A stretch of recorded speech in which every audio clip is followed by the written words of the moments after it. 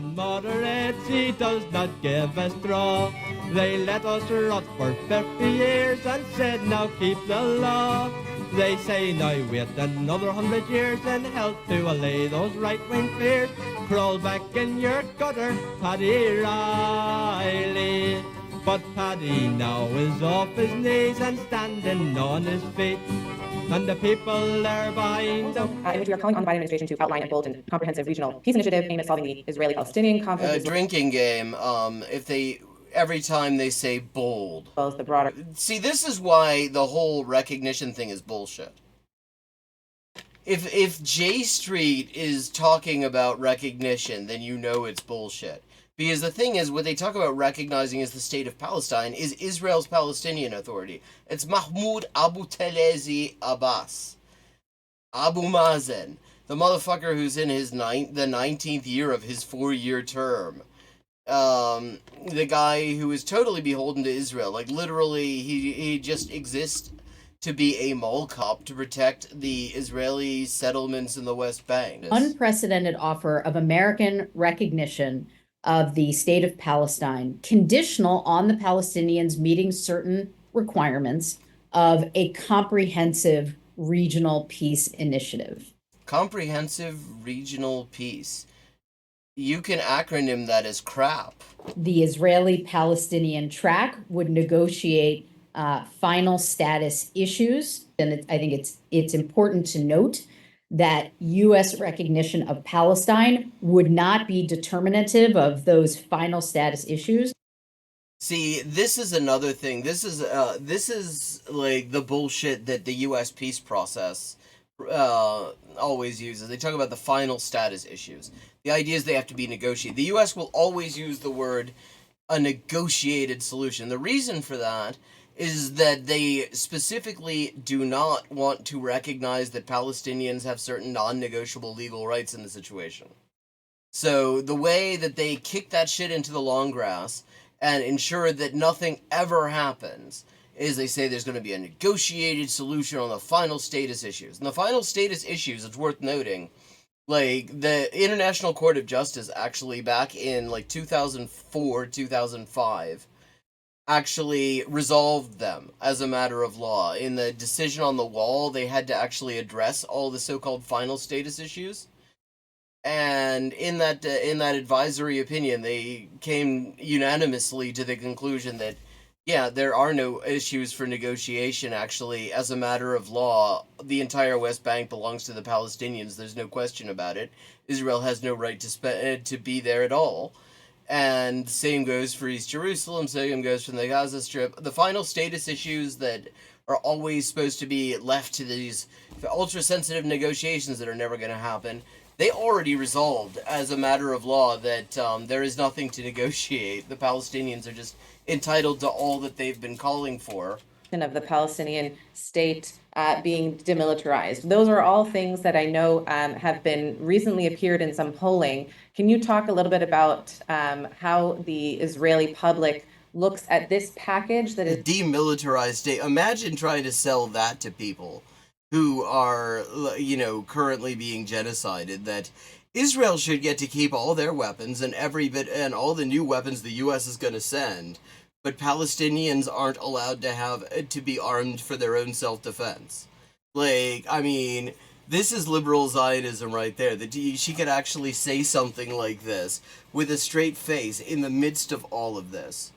Like, would you want to be disarmed, living under the thumb of a regime that has openly stated that its goal is that you should not exist? According to the question that you asked, if you ask Israelis just about a Palestinian state, it's very negative. But if you ask them about a situation where there is a demilitarized Palestinian state, we'll call it a state, except they don't get to have any of the things that actually normally go with state sovereignty, like having their own military, having their own control over their borders or whatever, all the normal sort of shit. I wonder if there's a historical... Oh, that's right, yes, in South Africa it's called Bophuthatswana, and KwaZulu, and Kwandebele. They're describing a fucking Bantustan. Not wise to take them from a time of a severe and bloody round of violence, war, and to elections. Yes, because they might not vote the way, all the enlightened NGO people would want them to. Especially when you know Hamas is being presented in such a way or another through certain media outlets, local or regional, are the ones who resist the Israeli aggression on. Well, I mean, so he's saying the problem is, what he's saying here is at the moment, if you held elections, Hamas would absolutely sweep it. It would be all of the parties that are actively participating in the resistance would sweep it, and Fatah would probably lose all their seats. The Fatah's entire role has been to torture and murder people who are resisting Zionist aggression. So yeah, I mean, the chances of them winning a fair election are not good. On Gaza. And once there will be an integral package of a new government, a program, a Marshall program, the way also included in the proposal, definitely within. So they get a new government, but they're not allowed to elect it. We are certainly open to, as has been discussed in previous negotiations, a certain, small symbolic return. Yes, not so much that you could end up actually having Palestinians return to being the majority that they were before ethnic cleansing. Of a small number of Palestinians to the state of Israel. Certainly. Do I need to explain how fucking racist this is? A symbolic return of a small number of Palestinians, and I'm sure they'll just love to they'll love to take you up on that too. A symbolic return of a small number of Palestinians to this extremely violent, fascist, racist regime, where they will immediately get their asses kicked. That is not the whole point of this. First of all, is to say that they want to maintain the racial gerrymandering that they achieved in 1948 through the Nakba. And the other part of it is to come up with something that sounds generous, but that obviously no one will take them up on, because who's going to guarantee the safety of these symbolic Palestinians? Hello, everyone. Good afternoon. See, this is how you can tell that it's liberal Zionism. Here, as I see the numbers of people logging into the they're racist as hell, but they put their pronouns in their bio. Webinar. Happy for you to join us for this very important Policy Center webinar, where we will be diving into J Street's latest policy proposal. We will have the opportunity to... Now, to give you some context for anyone who's unfamiliar with J Street showed up in 2007. It was a response to the fact that increasingly large segments of the Jewish population and the population as a whole in the US was really seriously going off of hardline right-wing Zionism and starting to be more critical. And so this was, they are the pro-Israel, pro-peace lobby group whose entire job is to be the nice kind of Zionist, who also wants to steal Palestinians' land and kill them, but doesn't want to do it in a way that would seem unseemly. One of their earliest things was they had a BDS debate, and Omar Barghouti, one of the leading people in the Palestinian BDS campaign, he made himself available to participate in the debate and they did not want to have a Palestinian involved in the debate. They refused to allow a Palestinian to participate in the J Street debate on the Palestinian BDS campaign.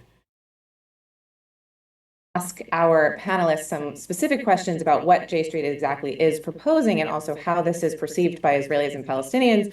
And I, of course, want to encourage all of you to ask questions and to put those questions in the Q&A. I know we have received a lot of questions, and we hope to try and cover as much territory as we can in this webinar. So, of course, this we is are all like their latest stab at relevance, because liberal Zionism is kind of dying at the moment. all aware that we're still in the reasons. midst of the Israel-Hamas war. Of course, the sentiment. See, there you can already tell.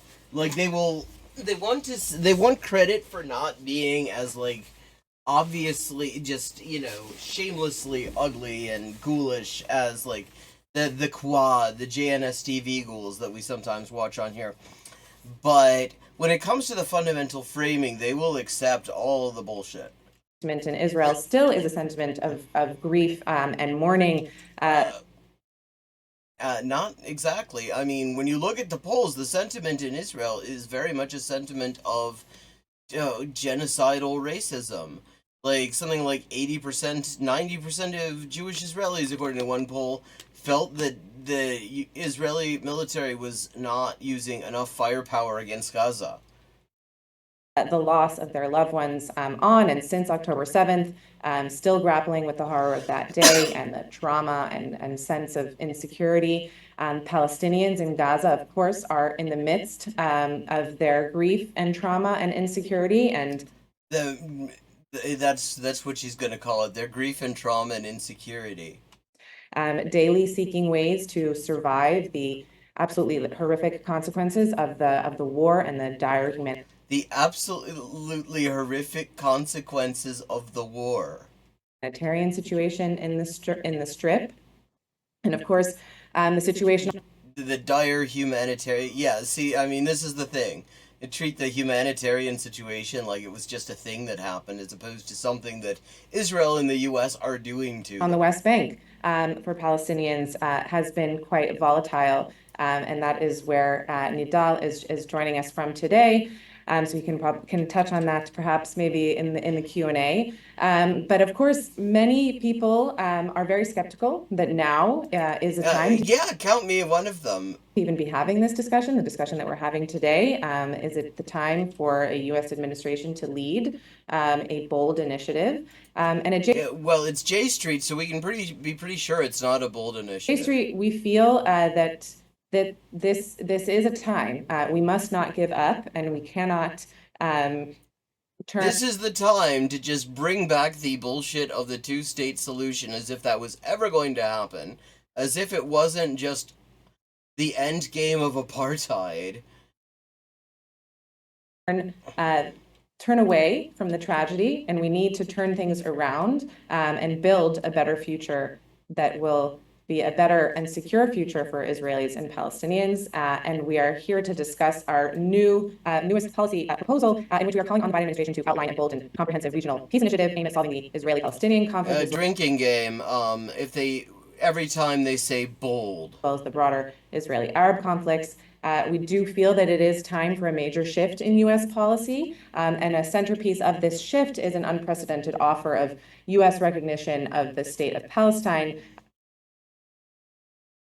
U.S. recognition. What we mean by the state of... See, this is why the whole recognition thing is bullshit.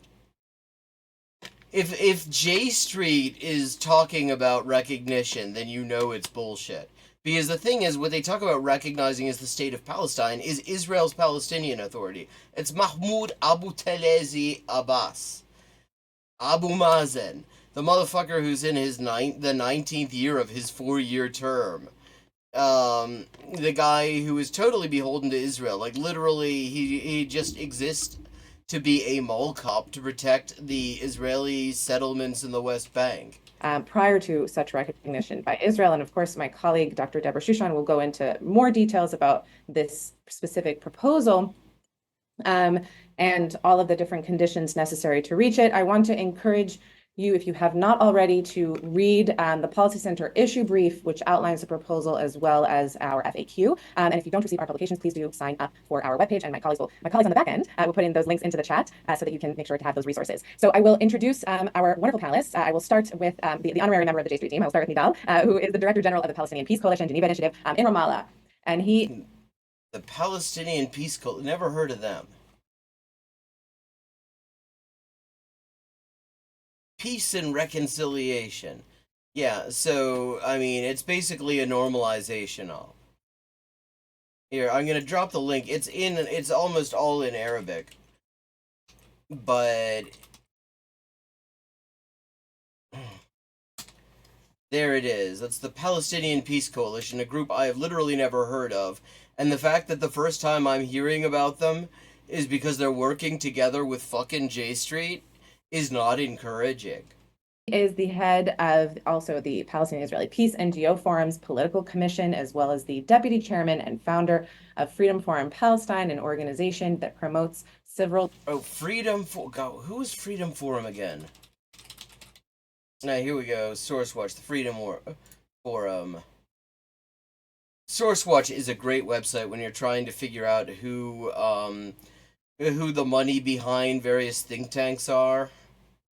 Yeah, I mean, just all sorts of dodgy liberal NGO shit here.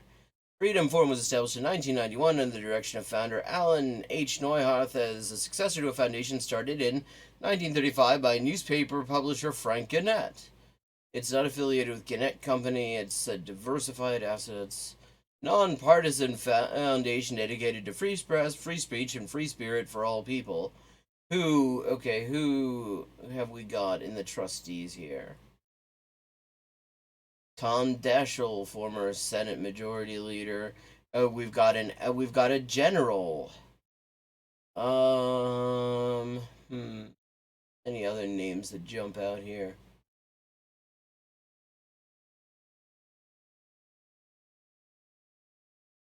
Here, gonna drop this in here. SourceWatch is part of the Foundation for Media and Democracy or something like that.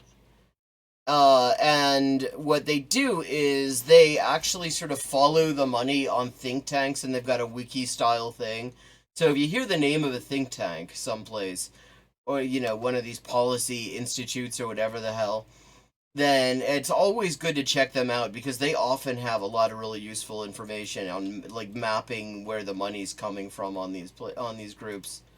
The Freedom Forum's dodgy as hell. Palestine. Thank you, Nidal, for being with us. It's made up of the exact people who have been making sure that the Palestinians never get anything. Us at night over in Ramallah. And we also have with us Nadav Tamir, who is joining us from Israel. And Nadav Tamir. Who's that? Paris Center for Peace and Innovation. Former Israeli diplomat. J Street Israel's new executive director. That's okay. Dodgy as hell.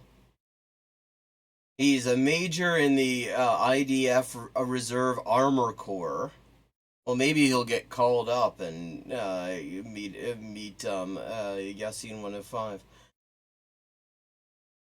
He was policy assistant to the Minister of Foreign Affairs. Okay, so this guy is like, again, we're getting tons of people who are just so totally part of the problem. Because it's J Street, and J Street is people who are part of the problem but don't want you to be angry with them. His home, and he is the executive director of J Street in Israel. He previously served in multiple roles in the foreign ministry, including political officer at the Israeli embassy in Washington, D.C., and as the Israeli consul general to New England. And Dr. Deborah Shushan, who is our director of policy at J Street. Deborah Shushan.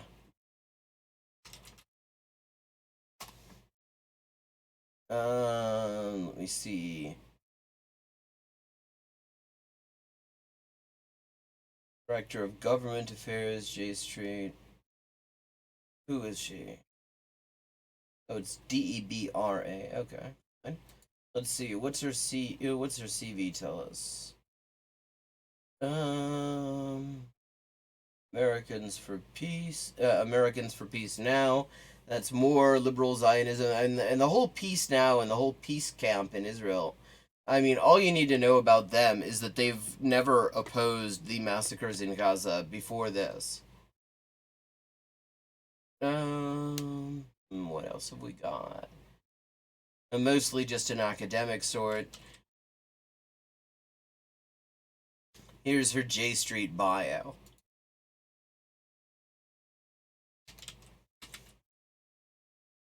She heads up our J Street Policy Center, and of course, many of you are probably know her. They've got a fair bit of money. Why couldn't they spring for a better web camera? I'm getting a headache Well, from looking her at Shushan this Street woman's column blurry and face. other J Street Policy Center publications. She was previously a government professor at the College of William and Mary, teaching Middle East politics and international relations.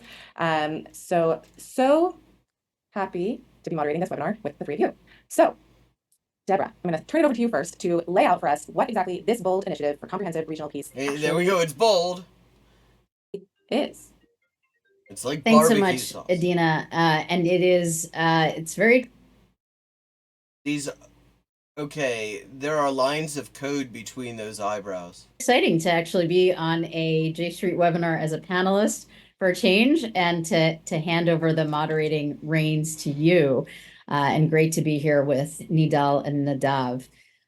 So let me lay out a little bit what we're talking about in terms of J Street's new initiative. What we are let's hear what it actually is. calling for is a comprehensive regional peace initiative. Okay, these are all fairly standard buzzwords so far. But look, when are we going to get to the fine print? That is aimed at nothing less than resolving the Israeli-Palestinian and also the broader Israeli-Arab conflicts.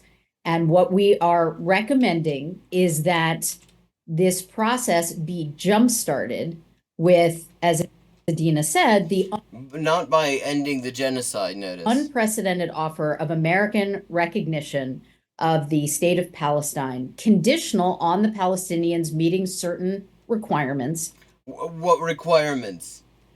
Prior to such recognition. So wait, they have to meet requirements before the U.S. will recognize a state that isn't a state.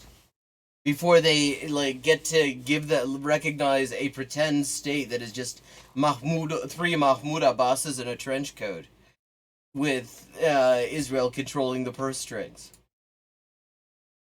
By Israel.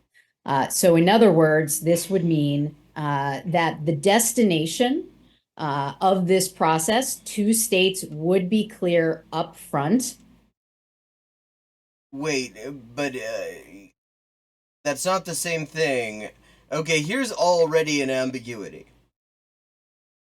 Because recognizing the state of Palestine does not mean Palestinians actually get a state. What all these countries are doing is just recognizing Israel's Palestinian Authority as a Palestinian state, even though Palestinians have absolutely no say in what that agency does. It's for all intents and purposes part of the Israeli government.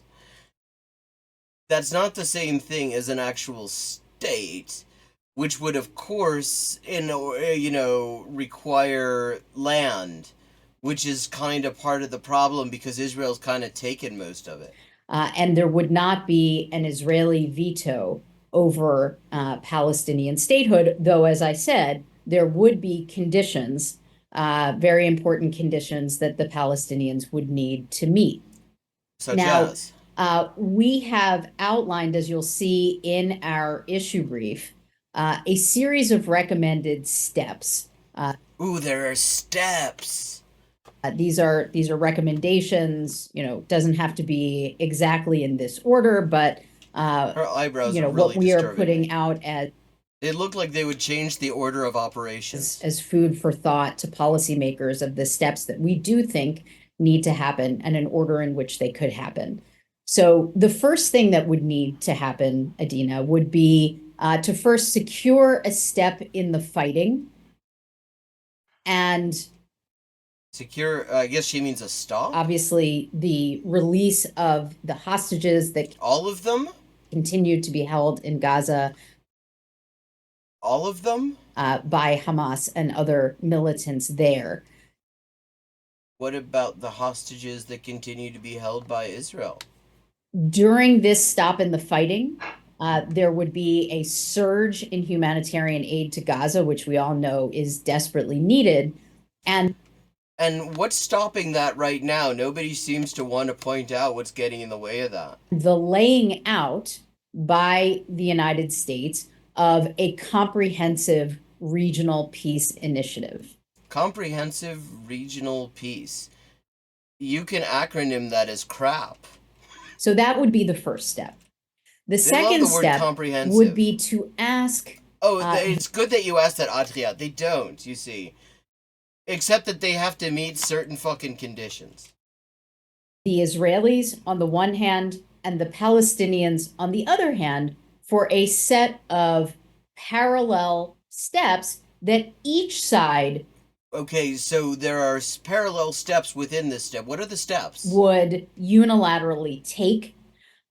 These are on the Israeli side. These are steps that I think are well known in Like what? terms of, for example, what would need to happen on Such as? the West Bank.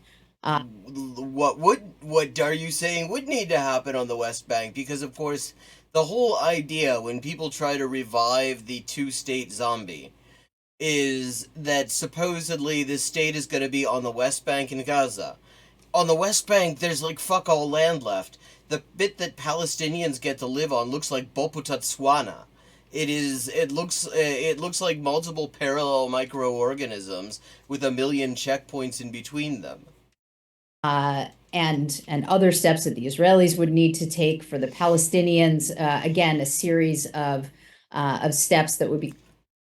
She is really trying to avoid actually giving any specifics here. Now, let's see if she's as vague when she talks about what she's demanding of the Palestinians in order for the U.S. to even pretend to recognize that they have any kind of rights. Then after those steps taken by Israelis and Palestinians, that she has not yet told us anything about, except some of them have something to do with the West Bank. This is liberal Zionism right here. And after the certification in particular of those steps that the Palestinian leadership would have taken, that would. What steps would they have to take? Be the time for recognition of Palestine, the state of Palestine, by the United States, hopefully also, and I think also by partners. And it's, so what by partners? That it wouldn't be something that the United States government would be doing alone. Well, I mean, the U.S. government would not be doing it alone because there are over 100 countries that have already done it. And at the same time, and it's had fuck all effect by the Arab League of the Arab Peace Initiative, which I think probably everyone knows. This is the API was initially issued in 2002 by the Arab League. And the U.S. shat all over it. Yeah, complete withdrawal from the occupied Arab territories, establishment of an independent sovereign Palestinian state, consider the conflict over, a signed peace agreement with Israel, establish normal relations with Israel. Oh, and also attain a just solution in accordance with Resolution 194 for the problem of Palestinian refugees, which, on the one hand, makes a vague nod to the right of return without actually saying that the right of return is involved. And of course, this is just apartheid. Led by Saudi Arabia, which put on the table full regional normalization. I wonder if she's going to mention the bit about withdrawal from all the occupied territories. With Israel, full relations in return for recognition of Palestinian statehood, roughly along the 1967 line, potentially with land swaps, etc. Not potentially with land swaps. It specifically says that Israel has to withdraw from all occupied Arab territories, which includes the Golan Heights, it includes the Bekaa Farms region belonging to Lebanon, it includes East Jerusalem, it includes the West Bank, and it includes the Gaza Strip. Like, not just potentially land swaps.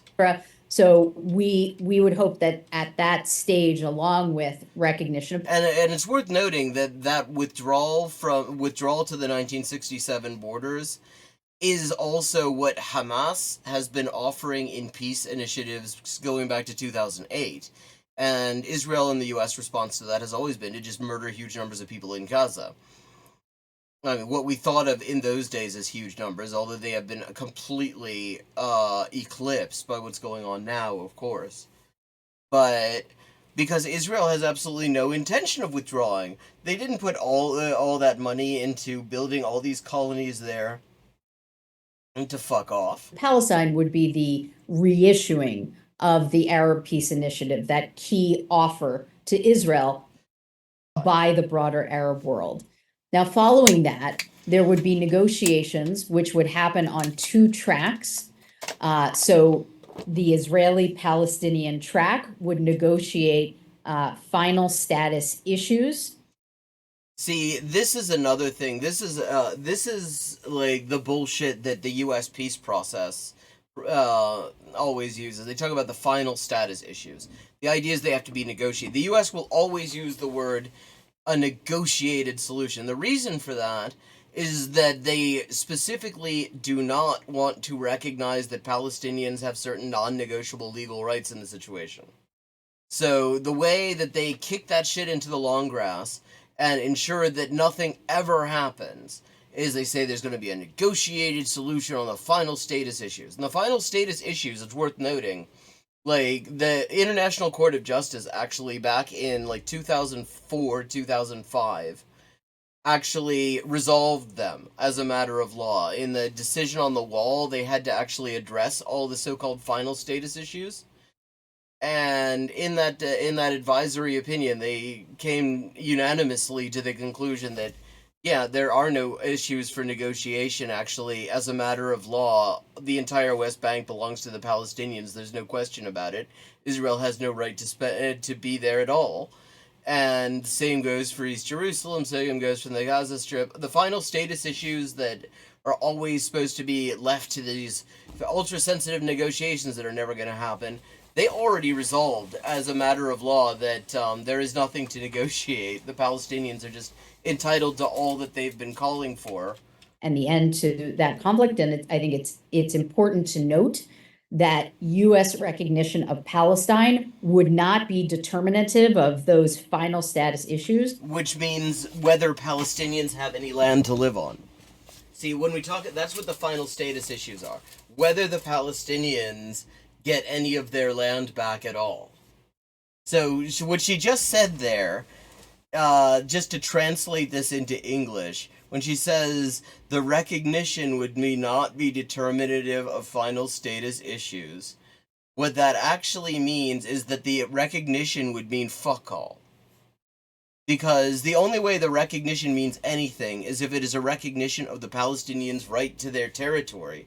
At the very least, you know, this isn't even talking about, like, their right to the 1948 occupied territories. We're talking about the 1967 occupied territories, which literally the entire world except even technically the U.S., agree Israel has no right to. Now, when she says that there's no determinative effect, what she's saying is that this recognition is totally for show. It does not mean a recognition of a state on particular borders or like anything that usually comes with the recognition of a state. That would be negotiated directly between the Israelis and Palestinians. And at the same time, which is to say, with the U.S. putting their finger on the scale. There would be a second track, which would be Israeli, Saudi, and broader Israeli-Arab normalization. It's weird how obsessed the U.S. is with Israeli-Saudi normalization. Saudi's been on the Israel side the whole time, because Saudi's also a U.S. client state. They, like, pretend publicly to be critical sometimes, but on the whole, and especially like in behind closed doors, they are extremely supportive because they both get their weapons and money from the same fucking people. I mean, the U.S. is just obsessed with Israel-Saudi normalization, and Justin Potter on the Anti-Empire project in his like Gaza sit reps was talking about how little sense that made. I was thinking about it after watching that. This is like a week or two ago.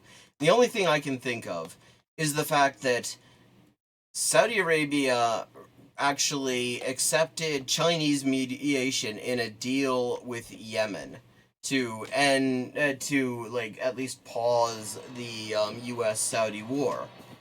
And so Saudi normalization in that sense would be a way to get Saudi Arabia to kiss the ring, and sort of try to counteract the fact that they'd already accepted Chinese mediation in the region. As well, which would be a major incentive and carrot, hopefully, for the Israeli people that. Why would they give a shit about Saudi? Why, like, nobody gives a shit about Saudi except, like, Washington, D.C. That ending the Israeli-Palestinian conflict would be part of this broader, comprehensive. You see, if ending the conflict is a carrot to the Israeli settler population, that suggests that the conflict is not being ended on terms that will be amenable to Palestinians. Because ending this conflict on anything resembling like legal terms, never mind just terms, but just like ending it in terms of recognizing Palestinians' legal rights without getting into all the things that go way beyond their legal rights that they have every moral right to, would already require Israeli settlers to give up a lot. Like, they would have to give up the fucking West Bank, for one thing. They get their water from the West Bank. They're stealing it from Palestinians. They would, so giving up the West Bank would not be a carrot.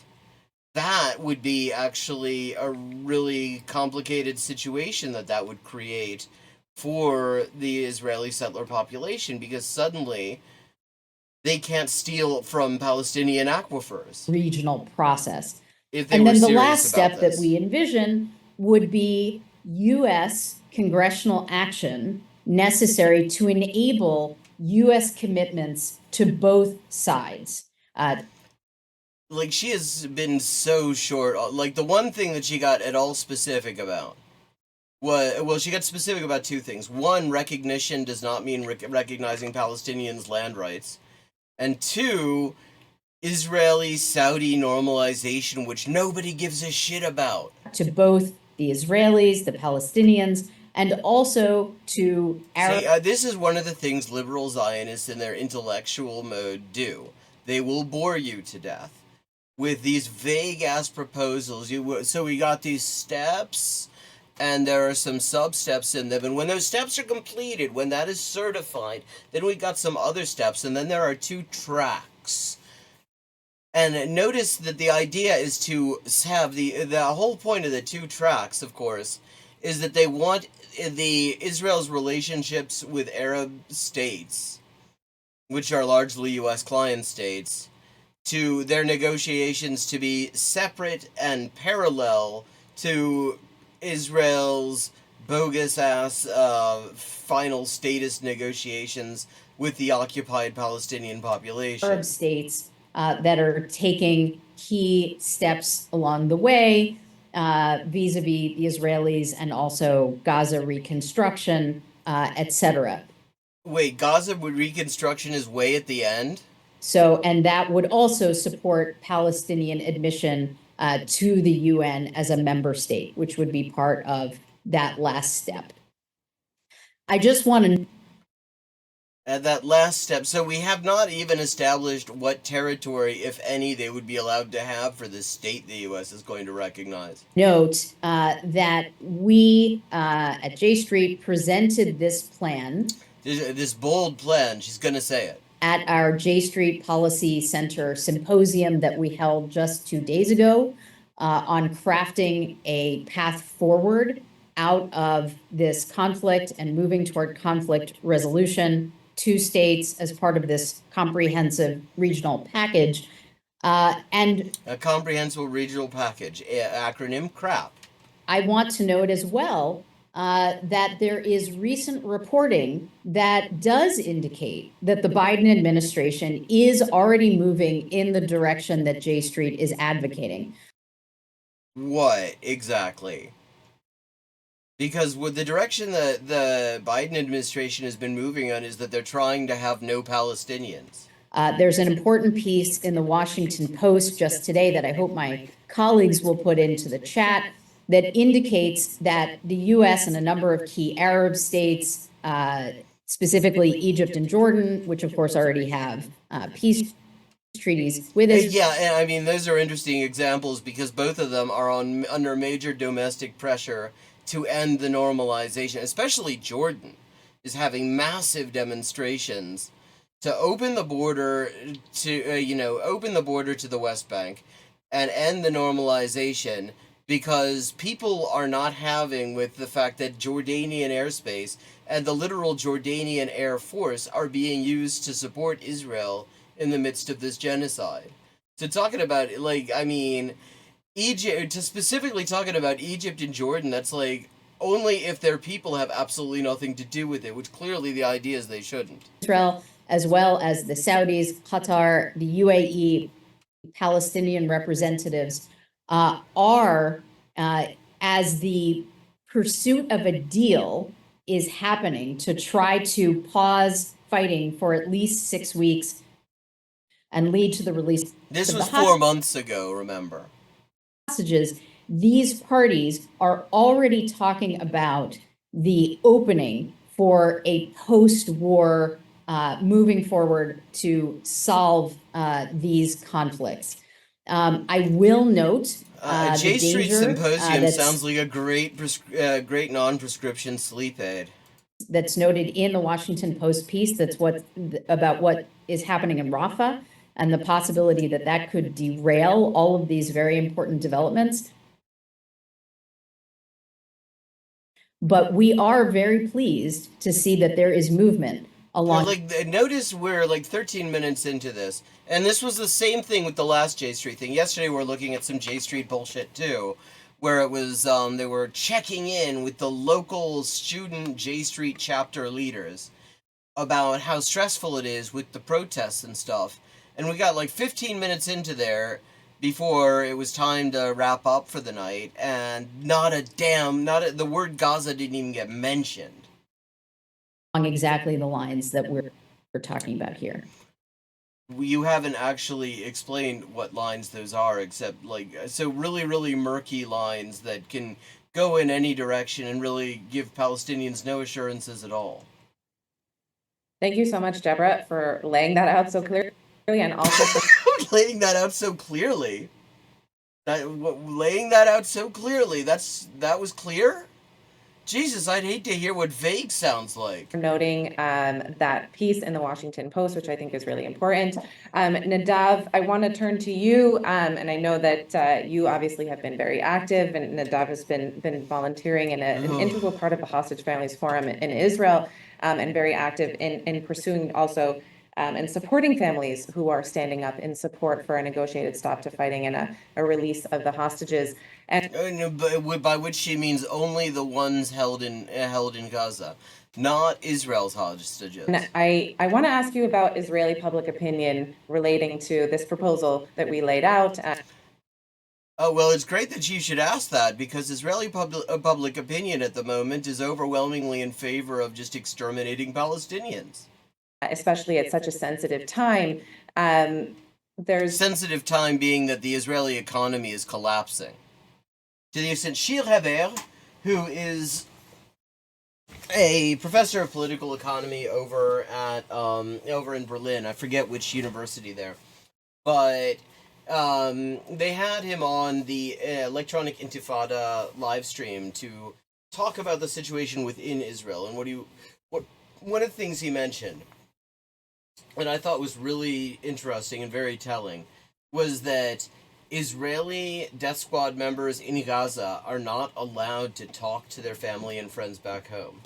And when he'd first heard about this, Shir had thought, as you might assume, that this was to ensure that the population back home did not realize what was going on in Gaza. But what he found when he dug deeper is that actually it's about making sure that, Israel's military personnel don't find out how bad things are back home. Because the economy is collapsing. Everything's just a complete fucking shambles. They cannot actually manage this for so long. They're spending huge amounts of money on this genocide. And not only that, they've been lying for months about how many military casualties they've had. The whole thing is just an absolute fucking shambles. Recent polling indicating that the public has shifted further to the right. That's a neat way of putting it. As a reaction to the October 7th Hamas massacre. And Have there been any other massacres, I wonder, Adina? obviously, we've seen the statements of the Israeli leaders that are very much dismissing the concept of Palestinian statehood. That's a neat way of putting it. I mean, they've explicitly said they want to kill all the Palestinians. I guess you could call that dismissing the concept of Palestinian statehood, which is, if we're honest, that's been the policy all along, except that they were pretending in order to actually, because it was a rhetorical concession. But now nobody feels any need to pretend. And many in the Israeli public don't really want to talk about the possibility of two states recognizing a Palestinian state and also viewing it perhaps as a gift to Hamas following the October 7th massacre. Can you respond to this? What is the Israeli public opinion? I mean, we're running out of time here, but I wonder if she's going to be just as vague about this next On the issue one. of statehood. Yeah, absolutely. It's very true that both Israelis and Palestinians, and Nidal will speak for the Palestinians, but both move to a more hawkish place, which a more hawkish place. Like that, like it's just the same situation. Like it's just both sides, just two sides, two equal sides. Like the Israeli public says they want to exterminate Palestinians, and Palestinians say they're in polls that they actually think quite highly of the people who are taking the fight to the people trying to exterminate them. It's just the same shit all over the place, isn't it? which is usually what happening during a war, especially when Palestinians see the horrors in Gaza, in Al Jazeera, and They don't need you realize they don't need Al Jazeera to see the horrors in Gaza. They're there. Israelis see their own pain, and Yeah, like the wonderful TikToks of the Israeli goons, like rifling through women's lingerie drawers and shit. not the other side pain, and everybody are very in their insecurities and traumas, like you said, Adina. Oh god, this guy's annoying the hell out of me. More hawkish place. See, the most recent thing which that they is had usually done, what let's back happening it up a during little bit. a war, especially when Palestinians see the. I'm gonna back this up a little bit, is they had just got done explaining that the carrot for all of the things that the Palestinians were going to be required to do in order to get this statehood, the carrot was that the U.S. would recognize Palestine. And they're very quick to add that this does not mean that they get territory. It just means that the U.S. rhetorically, recognizes Palestine in theory. Thank you so much, Deborah, for laying that out so clearly and also for noting that. Yeah, she was laying out very clearly that this statehood proposal does not actually include anything the Palestinians can take to the bank. Piece in the Washington Post, which I think is really important. Nadav, I want to turn to you, and I know that you obviously have been very active, and Nadav has been volunteering in an integral part of the Hostage Families Forum in Israel, and very active in pursuing also and supporting families who are standing up in support for a negotiated stop to fighting and a release of the hostages.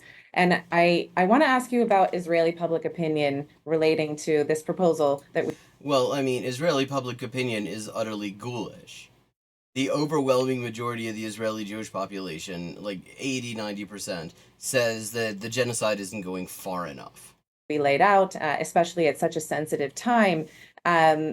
There's recent polling indicating that the public has shifted further to the right as a reaction to the October 7th Hamas massacre.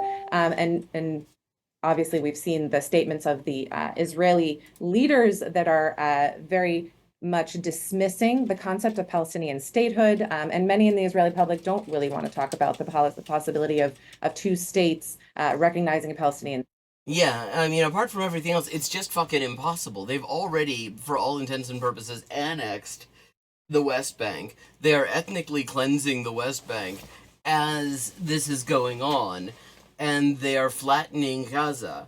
Like, so the idea that there is, I mean, to the extent that anyone ever took the idea of a two-state solution, i.e., an apartheid solution, seriously, there's no way to take it seriously. I mean, now it's just a fucking pipe dream. And state, It's and also viewing it perhaps as a a gift to decoy, really. Hamas following the October 7th massacre. Can you respond to this? What is the Israeli public opinion on the issue of statehood? Notice she talks about the October 7th massacre.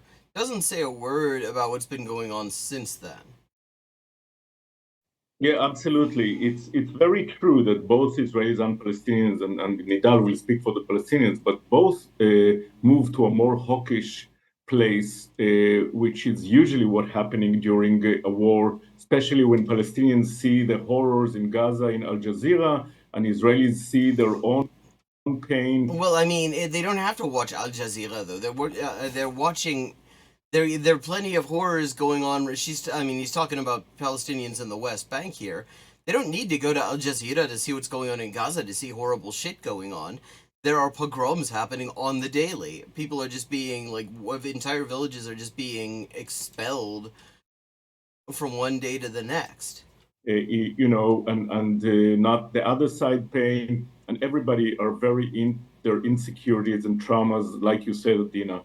Yeah, it's just both but sides. we have to remember that this is usually what happened in the times of war. And if you would ask Israelis during the Yom Kippur War in 73, which it's worth remembering was when Egypt tried to take back and eventually succeeded in taking back Egyptian territory that Israel had illegally occupied and colonized in 1967.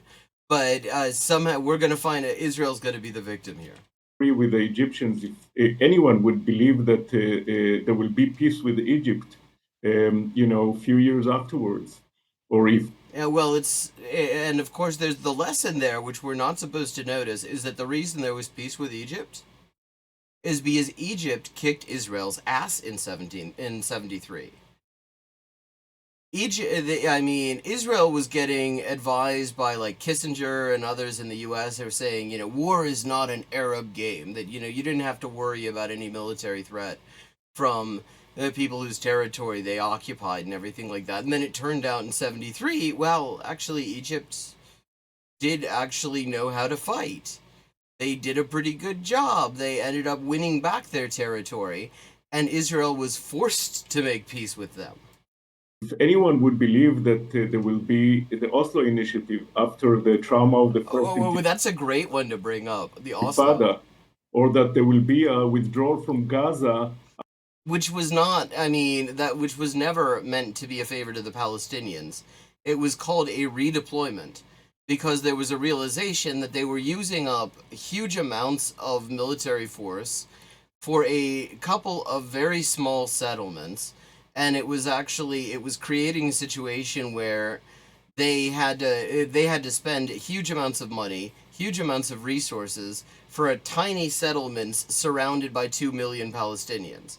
And so they decided the thing to do was to turn it into just a concentration camp, wall it off from the outside, not let anyone in, or not let anyone out, and move the illegal settlers elsewhere. After the second Intifada, nobody would believe, because Israelis and Palestinians right now are in a sense of, of confusion. And what we in J Street called America to do is to lead. Leadership is not about checking what's the mood like a weather vane. It's more holding a compass. And of course, Israel has no problem with the U.S. leading things, because the U.S. is on Israel's side on everything. Leading to where we want to be. We believe that this place where the U.S. should lead is good for both Israelis and Palestinians. And again, which is great. There are no Palestinians at the table here. But he, speaking as an Israeli settler, wants you to know that what the U.S. is doing to promote land theft and colonization and genocide The U.S.'s plans for Palestine are also good for Palestinians, just not in a way you would notice. Again, I don't need to speak for Palestinians because You Nidal just did. is here. But for me, as a Zionist, I do believe that not using this tragedy into a change of course, because the course that we were on is leading us to a one-state catastrophe. The catastrophe he's describing is the possibility that Israel would have to just become a normal democratic state for all of its citizens, rather than being a racist garrison state, which is bad for Israelis and Palestinians. Weird, because Palestinians seem to think that actually not having a white supremacist regime that holds them down and denies a substantial percentage of them even the right to vote might be better for them.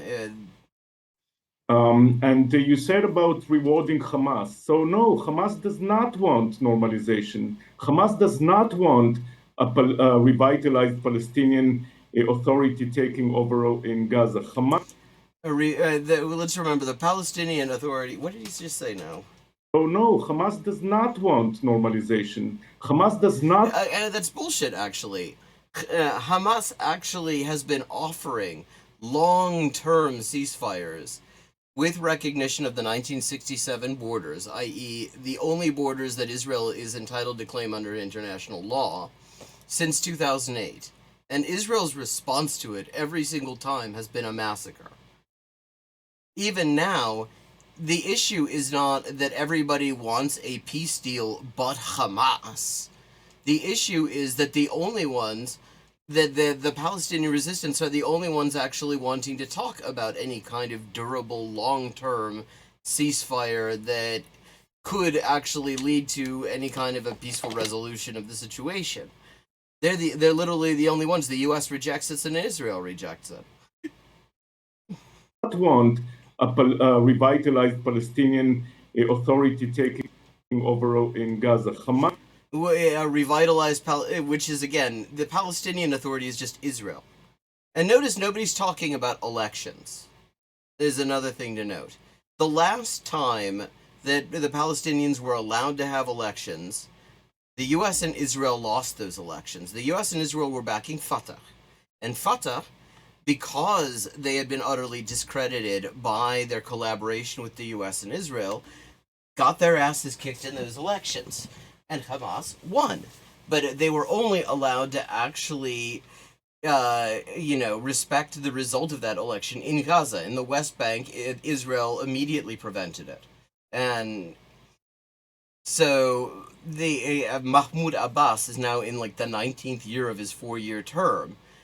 And no matter how many, you can say it's been 18 years since Hamas got elected. That's true. It's been even longer since Fatah won an election. So to the extent that either of them can claim legitimacy, it certainly isn't Israel's Palestinian Authority. But nobody, Israel and the U.S. definitely do not want elections because they know they would not win those elections. Hamas want chaos, just like the Israeli extremists want chaos. So this is not a reward for Hamas. This is exactly the opposite, because the approach that we had before October 7th, that the Netanyahu government was in a way rewarding Hamas and keeping the PA high and dry, did not work. This is one of the concepts that were trashed in October 7th. So this move is actually exactly the opposite. It's not empowering Hamas, it's empowering people like Nidal. It's empowering people who collaborate with Israel on the two-state solution, who are against terrorism. And for so many years, the Israeli, the American administration said we cannot want it more than the sides, so we will wait until there is leadership. Yeah, well, yes, and the whole reason they were doing that is specifically because they wanted to offer cover to Israel to annex all the land they wanted in the West Bank. But they have an official position, the official U.S. State Department position, is in favor, is a recognition of the, that the occupied territories are occupied. That they are on record on that. That has always been the position they've maintained rhetorically, even though at the same time as they support that occupation in every single possible way. That will do it, and there is no leadership. In Israel, we have the most right-wing government ever. In Ramallah, unfortunately, we have a leadership that lost legitimacy among its own people. Well, yes. Why did they lose their legitimacy, though? Because they are, they are literally employees of the Israeli government. They're doing what Israel wants. They have a whole fucking army, trained and armed by the US, who have only ever killed Palestinians. Because their job under the Oslo Agreement that, these pricks are so nostalgic about, is to provide security for the illegal settlements. And that's why you need the international leadership, and only the US could lead to that. I believe that, in times of earthquakes, this is when people move out of their comfort zone, and this is exactly the time to... Wait, what? In times of earthquakes, people move out of their I think it's more that their comfort zone stops being so comfortable because of the earthquake. Lead, and especially after everybody saw that this conflict has spillover effect, that it affects the Iran arena. And what's wild about this is he's so excited about this proposal. This proposal is literally nothing new.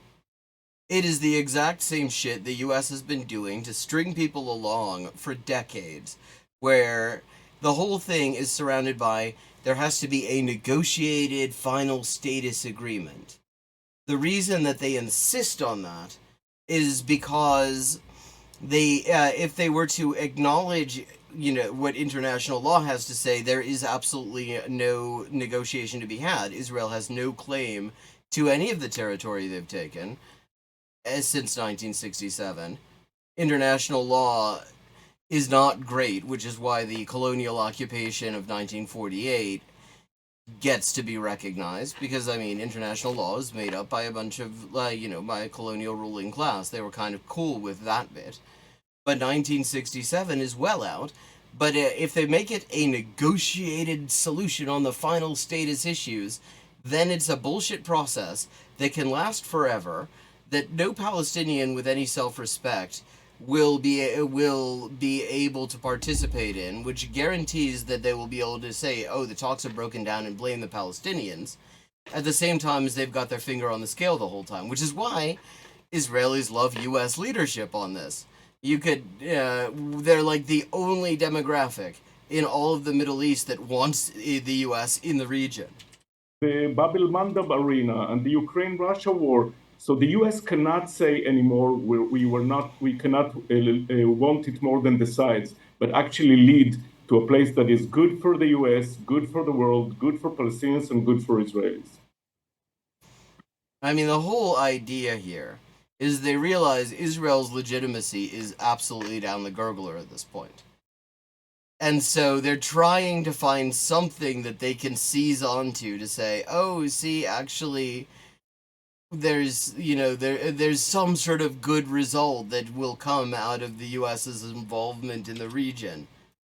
Thanks so much, Nadav. Before I turn to you, Nadav, I just want to ask you, Nadav, just another specific question about the full package that Deborah laid out. Well, it's kind of an empty package, actually. Which includes, return of the hostages, normalization with Saudi Arabia, and also a stipulation. Which nobody can explain why anyone gives a shit about that. Israel's relations have been normalized with Saudi Arabia in all but name for a very long time. It's just that Saudi Arabia will pretend to be critical of Israel because they have to actually sort of mollify public opinion. But in all but name, they already are, normalized. It's not really clear who the fuck is so interested in that, other than the U.S. seems to want it. of the Palestinian state being demilitarized. Those are all things that I know have been recently appeared in some polling. Can you talk a little bit about how the Israeli public looks at this package that is Demilitarized state? Imagine trying to sell that to people who are, you know, currently being genocided, that Israel should get to keep all their weapons and every bit and all the new weapons the US is going to send, but Palestinians aren't allowed to have to be armed for their own self-defense. Like, I mean, this is liberal Zionism right there. That she could actually say something like this with a straight face in the midst of all of this. Like, would you want to be disarmed, living under the thumb of a regime that has openly stated that its goal is that you should not exist? Is essentially laid out in our proposal in a few words before I turn to Nidal. First of all, there is a lot of confusion because it's different according to the question that you ask. If you ask Israelis just about a Palestinian state, it's very negative. But if you ask them about a situation where there is a demilitarized Palestinian state, so it isn't an actual state. There's a Saudi normalization with Israel. There is a new kind of alliance of the moderates in the region against Iran and its proxies. Then people move very to a different... Yeah, so like essentially if you say, we'll call it a state, except they don't get to have any of the things that actually normally go with state sovereignty, like having their own military, having their own control over their borders or whatever, all the normal sort of shit. I wonder if there's a historical... Oh, that's right, yes, in South Africa it's called Bophuthatswana, and KwaZulu, and Kwandebele. This is... They're describing a fucking Bantustan. Different place, and Geneva did, the Israeli side of Geneva did a survey like that, and when you ask the question with all the attributes that... In other words,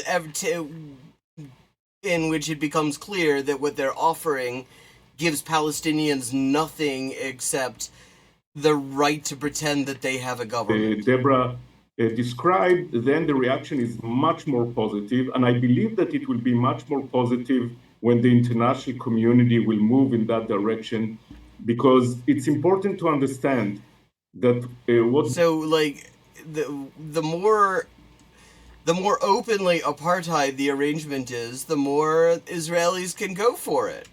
Biden has right now is a very unique situation in Israeli public opinion, which, for example, Obama never had. Because he embraced us in such an amazing way, and he was the father figure for Israelis when they did not have a father figure of their own in the most traumatic times, the leverage, the leadership of the U.S. is so important. And it's interesting, he like he says leverage and then he sort of moves away, because of course acknowledging the leverage is giving the game away. Because literally nothing that Israel's doing right now would be possible without the U.S. providing weapons on a just-in-time basis. It can really change public opinion in Israel, because people now see that Biden is a great friend. They understand that America is our best friend, unlike all the talks before that maybe Putin, maybe Trump. Now everybody understands that Biden is the real friend. And if Biden... Not everybody. I mean, the right-wing Zionists are having a real normal one. You look at the Likudniks, and I mean, we look at JNS TV on here sometimes, which is very Likud affiliated, and they've constantly got these video titles like Biden declares war on Israel, and it's like, and no, he fucking didn't. Shit, I want, you know, if that's having war declared on you, they just sort of shower you with gifts. I want war declared on me. We'll be able to use that leverage. You can declare war on me on my Patreon. After embracing Israel and also giving the Palestinians a political horizon, I think that it will also be good for him politically at home. But of course, the Americans here could speak better about the American politics than me. Thanks so much, Nadav. Okay, Nidal, I'm going to ask you a series of questions that we've been getting relating to This is the token Palestinian. how Palestinians would perceive the package that Deborah has outlined. The first question relates to the conditions that relate to U.S. recognition of Palestinian statehood. U.S. recognition of the abstract concept of Palestinian statehood. They were very, very clear in the segment we watched last week that this had nothing to do with territory. It didn't mean that Palestinians had, that the U.S. recognized any of Palestinian territorial rights. And there are several things that relate to things that would be actions that the PLO or the PA would have to take. This also includes demilitarization. This relates to democratic reforms. What democratic reform? You're not going to have elections? How are you going to have democratic reforms when the only so-called Palestinian government is literally just a dictatorship that is under Israeli control? So how do the Palestinians, would they perceive those specific conditions? And are there Palestinians that are prepared to lead the type of Palestinian state that is outlined in those conditions? So a Bantustan with no territory. So it's a Bantustan, except Bantustans had territory.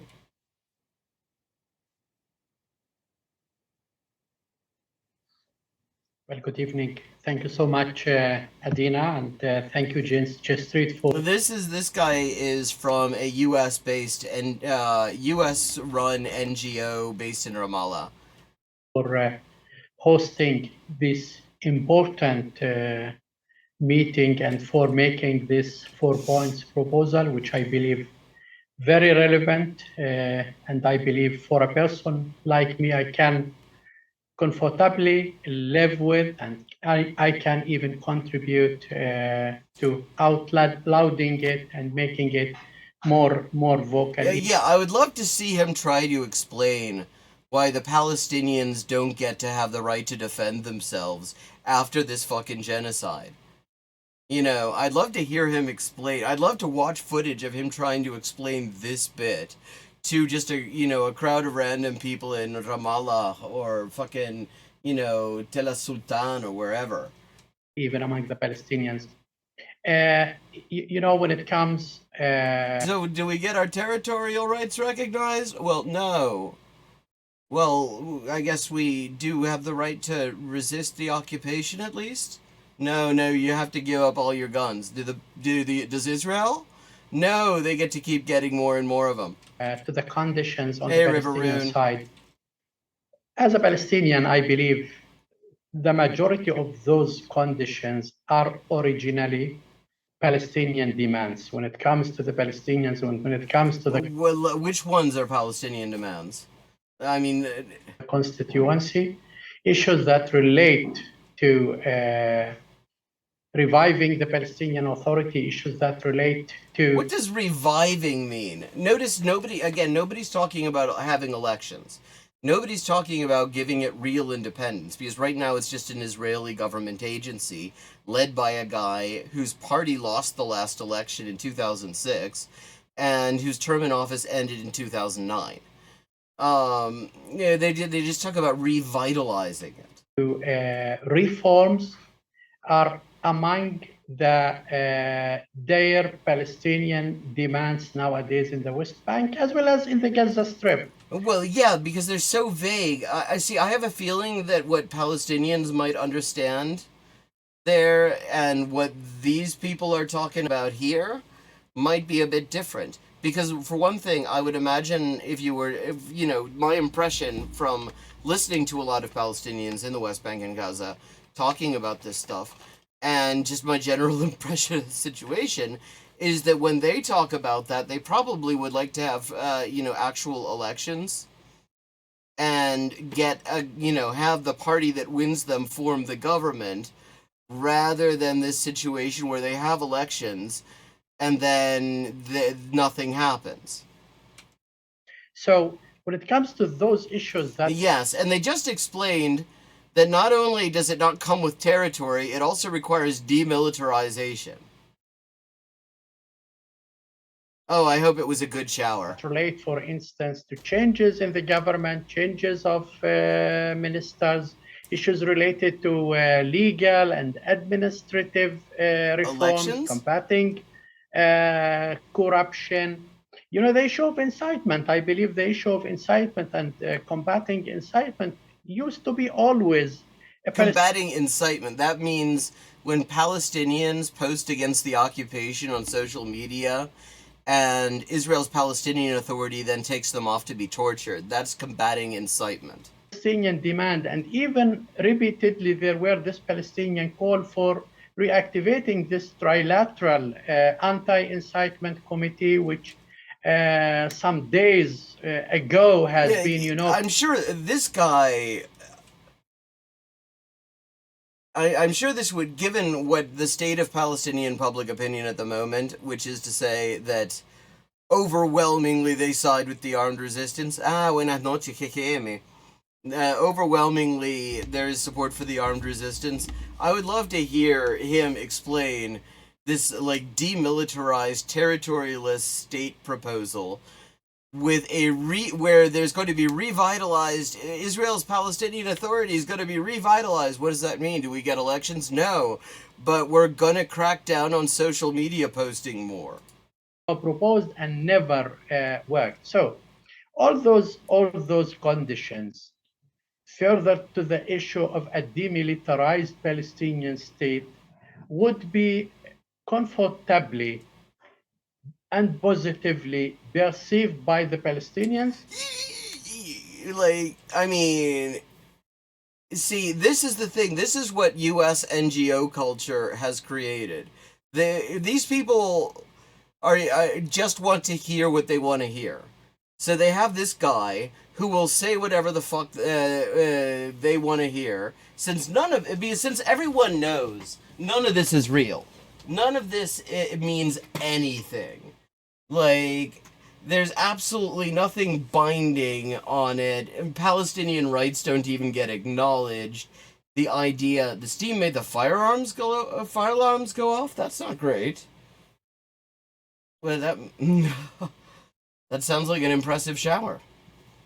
Like, there's no territory there, and so his job, and he undoubtedly gets paid well for it, because there is a whole like comprador class going on centered in Ramallah, centered around Israel's Palestinian Authority, centered around US funded NGOs, centered around all this stuff. And a big part of what they do is they send yes men to gatherings like this to have one Palestinian who says, yes, this proposal for a disarmed, defenseless Bantustan engulfed by a genocidal racist regime sounds wonderful. We would all love it. Palestinians would all love it. Because it doesn't matter. It doesn't matter, because everybody in the room knows this is just some propaganda they're floating. It's never going to go anywhere. At the level of the public opinion and at the level of the leading circles in Palestine. Well, the leading circles in Palestine, that's to say Israel's Palestinian Authority. When they will come within a sort of a package that will lead to the end of the conflict and an establishment of a Palestinian state. I mean, this is in the midst of this genocide and all of the ethnic cleansing going on in the West Bank.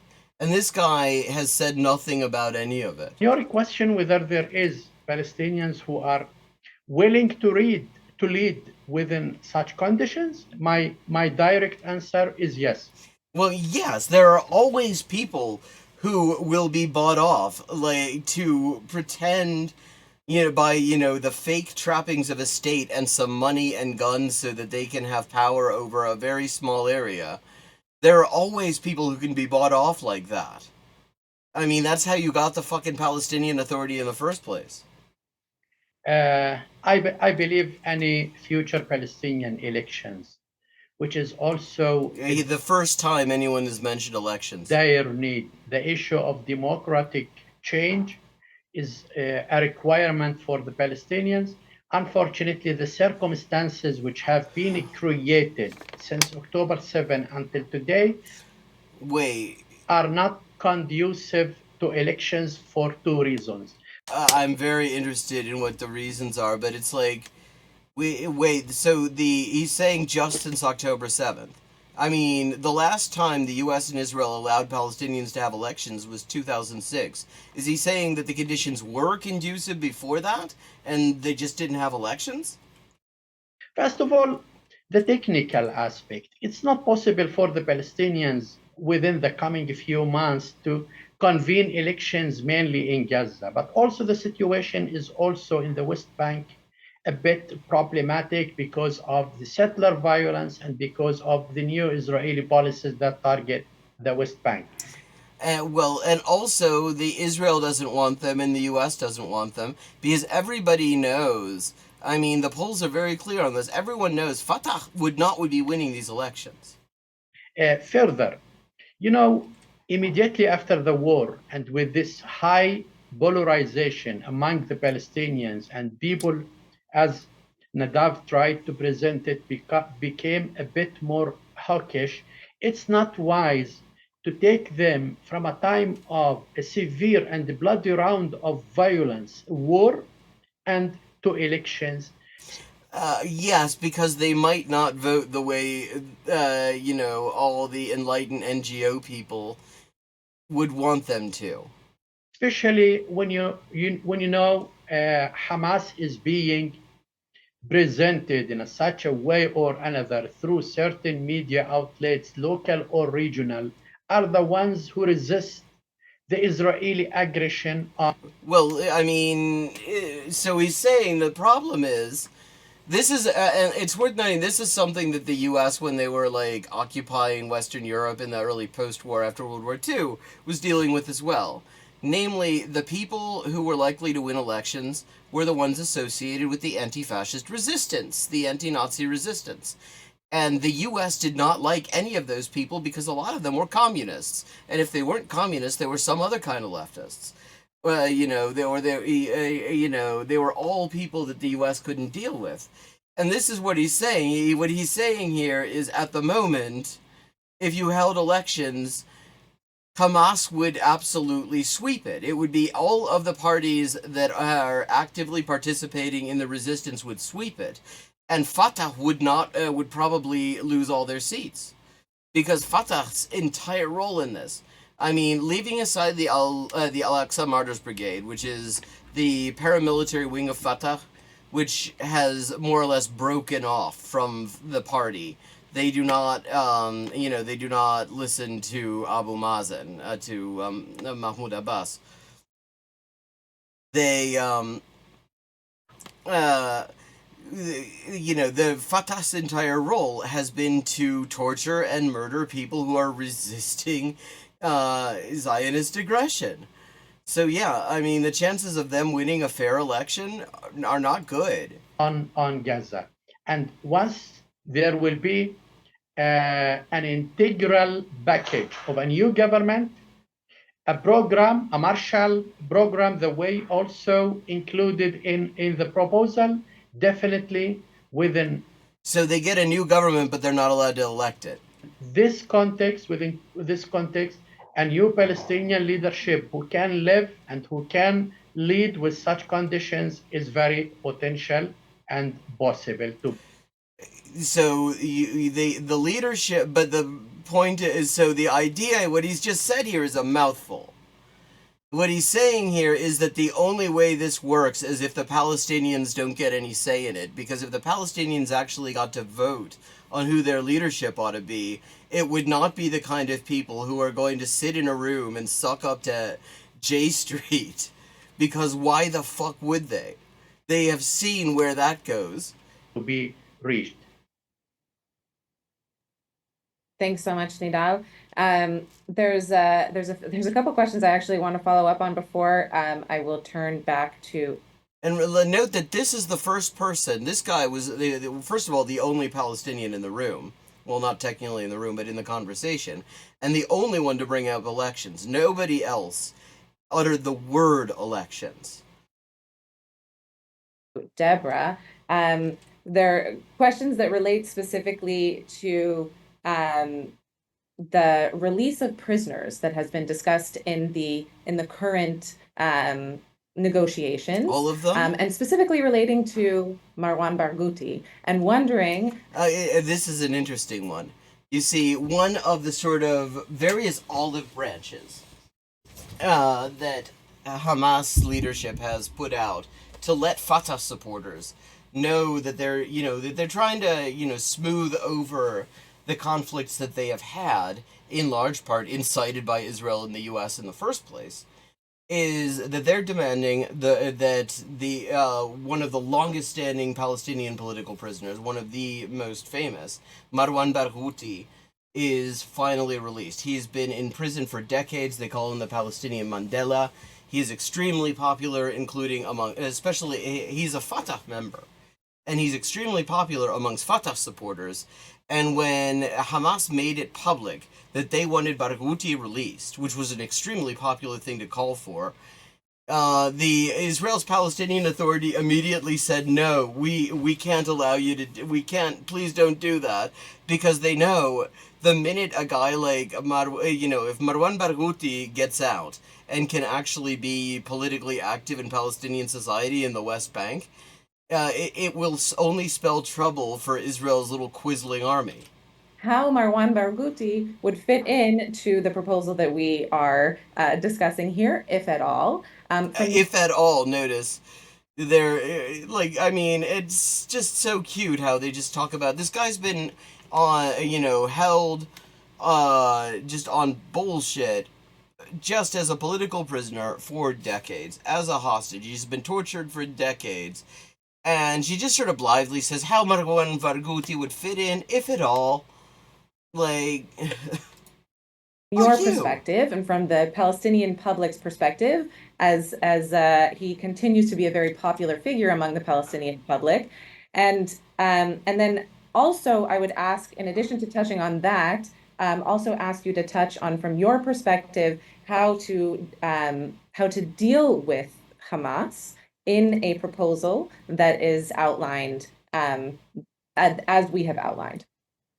Well, on the first part of the question, the one that relates to prisoners release and specifically Marwan Barghouti, for me, I'm not concerned about, the beliefs of Marwan Barghouti as a person. Marwan Barghouti in the past, before he was arrested by Israel for a long time, he was affiliated actually also to the moderate camp in Palestine. And so what he means is to Fatah, back before Fatah became just a straight up Judenrat, just a collaborator many force. Israelis knows Marwan al-Barghouti personally, and they had with him a certain experience of dialogue and initiating certain plans or proposals. So Marwan is a type of person with whom you can achieve a progress and probably also reach something.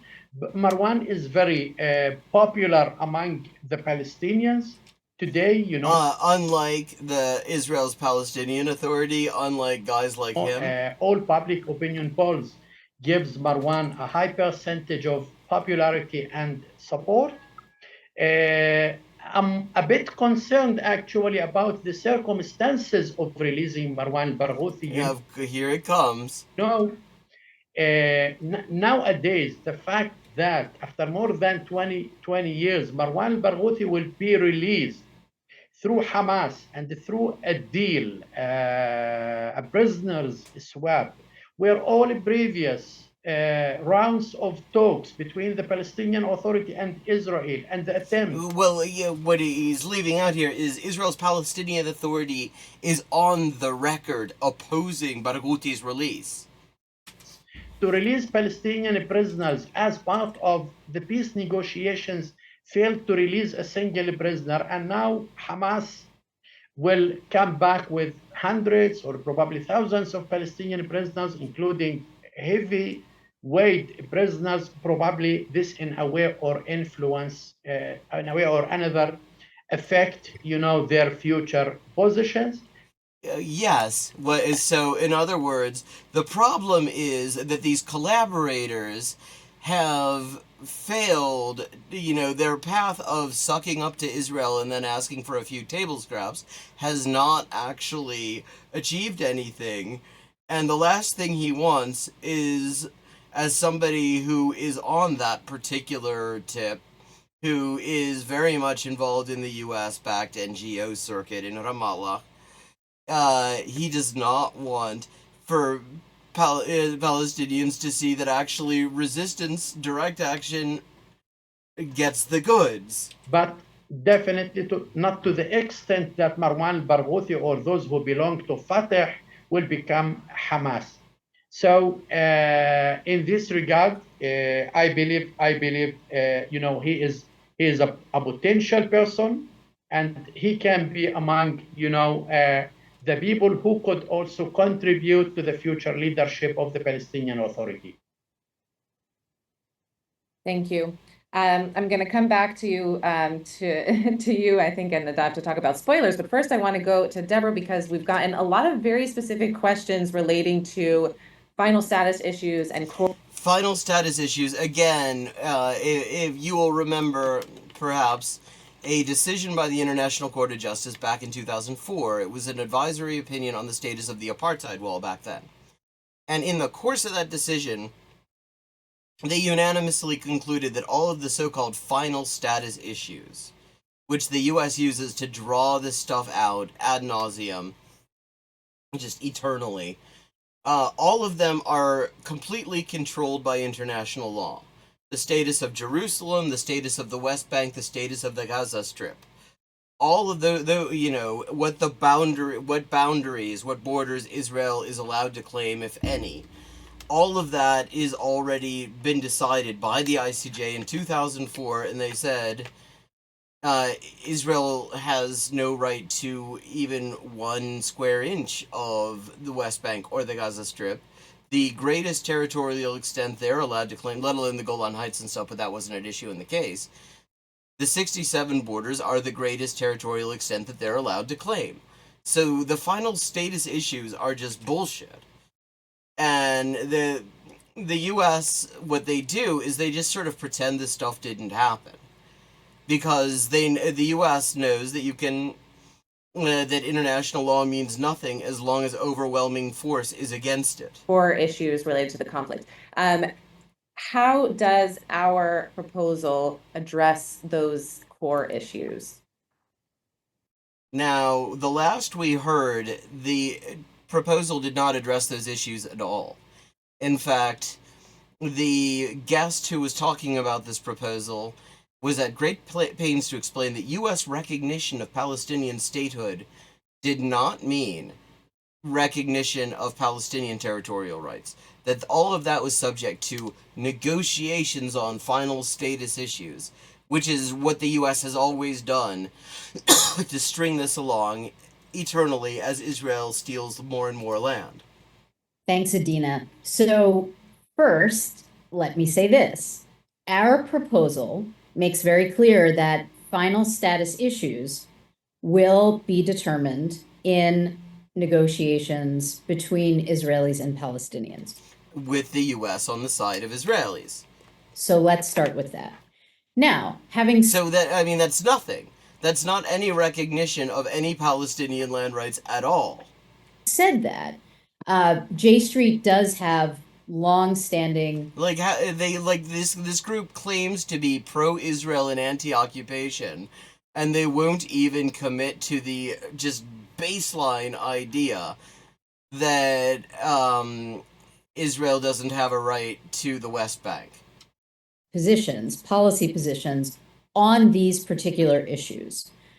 We do see East Jerusalem as the future capital of a Palestinian state.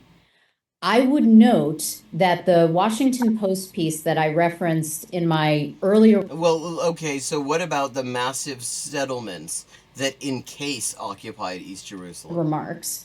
Also talks about the issue of Jerusalem and how it's being broached right now in conversations that the i.e. by ethnic cleansing. United States is having with international partners. And one of the things that is being discussed there, which has, also been discussed in previous talks, is the possibility that the old city, which would remain contiguous to Israel, could be a special zone with international monitoring as part of that. That is certainly something that we are open to, but once again, going back to the original point, right? These are topics for negotiations between. Yeah, and again, East Jerusalem, the status of East Jerusalem was dealt with already by the ICJ. Israel has no claim to East Jerusalem. They were never supposed to have any claim to East Jerusalem. It was supposed to be Jerusalem as a whole was meant to be an international city, precisely because so many different people lay claim to it. But it is, under international law, as it currently stands, as since 1967, occupied Palestinian territory. There's nothing to negotiate. But they want to, the whole reason to have this final status issues crap is because this is never going to be anything. It is just something to placate liberals with, and maybe a few members of, the Palestinian comprador class in Ramallah will join in, but nobody takes it seriously. But it's a way to sort of help rebrand Israel by trotting out some shit that anyone who's paying attention knows, apart from actually literally just being apartheid, is just totally unrealistic and unlikely ever to happen, because look at the West Bank. Between Israelis and Palestinians. Regarding the right of return, J Street's position on this is long established. And that position is that the Palestinian right of return will overwhelmingly be to the new Palestinian state. So what you're saying is you deny the right of return. Because the right of return is a right of return, not a right to go to in a fallback position. They will have their right to return there. We are certainly open to, as has been discussed in previous negotiations, a certain, small symbolic return. Yes, not so much that you could end up actually having Palestinians return to being the majority that they were before ethnic cleansing. Of a small number of Palestinians to the state of Israel. Certainly. Do I need to explain how fucking racist this is? A symbolic return of a small number of Palestinians, and I'm sure they'll just love to they'll love to take you up on that too. A symbolic return of a small number of Palestinians to this extremely violent, fascist, racist regime, where they will immediately get their asses kicked. That is not the whole point of this, first of all, is to say that they want to maintain the racial gerrymandering that they achieved in 1948 through the Nakba. And the other part of it is to come up with something that sounds generous, but that obviously no one will take them up on, because who's going to guarantee the safety of these symbolic Palestinians? The issue of compensation for Palestinian refugees should certainly be on the table. Why should it just be on the table? It's something they are just entitled to. Again, these are subjects for future negotiations. And it's worth noting that under international law, they have the option. They can opt for compensation or they can opt for return. They have the right to both. Zadina. That's not something that Israel gets to decide. And Nadav, I'm gonna turn to you with a question about our in terms of ensuring security guarantees for Israel. So yeah, notice the only people who get to have any right to security are Israel. So our proposal does offer Palestinians a Marshall Plan style effort to rebuild Gaza and, of course, build up also the West Bank. That is just, okay, Marshall Plan style effort is so fucked up. Because the thing is, they're not entitled. The Marshall Plan was something the U.S. did to keep Western European post-war regimes sweet, while helping to fund their expeditionary forces that were trying to take back their colonies. What we're talking about here, the U.S. it did not. The U.S. was not responsible for destroying those countries in the first place. That was what Germany did. Here, the U.S. is responsible for wrecking Palestine. The U.S. is absolutely responsible for every single bit of destruction. That's not a Marshall Plan. That's not some generous shit. That's called reparations, and that's not something that the Palestinians should have to beg for or that should be subject to any kind of conditions.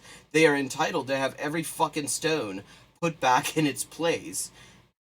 Every single bit, every single bit of destruction returned to the status quo ante. What are the other types of external security guarantees that it offers Israel beyond the expectations relating to Palestinian reform? How would this proposal ensure Israeli security?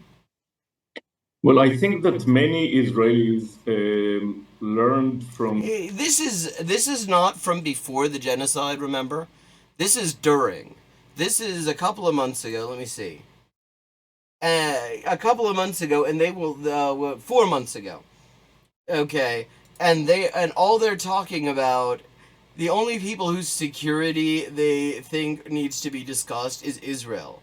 Like the fact that Palestinians are looking at this situation and might consider that actually they need an insurance policy, that they need some security, that they absolutely need to be able to defend themselves and have some sort of meaningful deterrent, that doesn't come up. Israel, the country that's killed tens of thousands of fucking people in relatively short order, they're the ones whose security needs to be insured. Too many commentators on TV and former generals that security is only a military issue, but it's not. Actually, what the Biden doctrine, as Tom Friedman calls it. Oh God, he citing Thomas Friedman with approval. That never goes well. That is wow. Gives Israel is Thomas Friedman. It's worth noting. Even he, the official, as Belen Fernandez called him, the imperial messenger himself, looked at that absolute fucking car crash of a fake ass debate, and said, "Yeah, he needs to go." Even Thomas Friedman. Much more secure situation, because there's no military way to defeat Hamas. Hamas is a movement, and we could kill many of them, but eventually Hamas will stay. The only way... And not to mention that Israel is losing. And in fact, one of the interesting things about public opinion polling, we were talking about that a minute ago, a few months ago, 60% of Israeli Jews said that they thought that, they were winning in Gaza. Now it's down to 10%. They know they're getting their asses kicked. The country is fucking falling apart. And meanwhile, a lot of these goons who have been sent in and have, TikToked themselves doing all sorts of just utterly off-the-hook depraved shit are actually, causing, spontaneous reductions in force levels for the Israeli military. I believe that's what the algorithm would want me to call what they've been doing to an increased extent lately. To really deal with the spoilers is through a diplomatic strategy that includes the regional players. And the regional players... Yeah, meaning the U.S.-backed dictatorships. Could provide a lot of security for both Israelis and Palestinians. We see it also with the peace that we have with Egypt and Jordan, that eventually the Jordan, that's going really well. I mean, this genocide has really been starting to shake the foundations of the dictatorship in Jordan. Yeah, I mean, there are huge numbers of people who have been, demonstrating, demanding an end to normalization, wishing the resistance victory, and talking about opening the borders so they can join the fight. Because, I mean, it's worth noting, more than 50% of the population of Jordan is Palestinians. Palestinian refugees. Diplomatic deal is what provides security. And the thought that security is only a matter of tanks and soldiers is completely wrong. The US learned it in Iraq and Afghanistan and Vietnam, and I learned it in Lebanon, that you could not achieve security just by military. Well, and also Israel's military just isn't very good at it. But okay, I'm just noticing the time. It is time to start wrapping up. Thank you to everyone who's joined in. I don't know if you saw this. I think some of you got here a little bit later, but I found some interesting stuff on the National Archives YouTube channel, including some vintage 1950s CIA propaganda that was made to manipulate people in Iraq, and that people in Iraq at the time, according to declassified documents I read 20 years ago, leading me to want to see this stuff ever since, said was just absolute shite. And I found some of them on the National Archive YouTube channel, and that was the first thing we watched. There's one more of those. Got a bunch of other stuff. So we'll see what we watch. Yeah, feel free to weigh in on the Discord.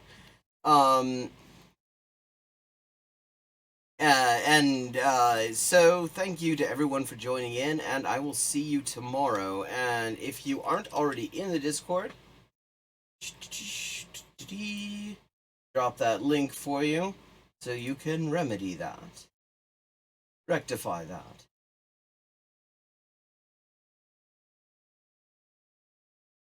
Yeah, exactly. When they talk about security, they are talking about domination. And the idea that Palestinians have any legitimate security concerns after, probably over 50,000 of them have been murdered and all of the Gaza Strip has just been laid in ruins, it just doesn't even get mentioned. And they say this in the same breath as they talk about how the Palestinian state would be demilitarized. It is just wild. This is liberal Zionism right there. Because they think that they're being so generous. That's how you know it's liberal Zionism. But okay, it is time for me to wrap up. Thank you to everyone who joined in, and I will see you tomorrow, I hope. Good night, good luck, and Fox Vanderhall.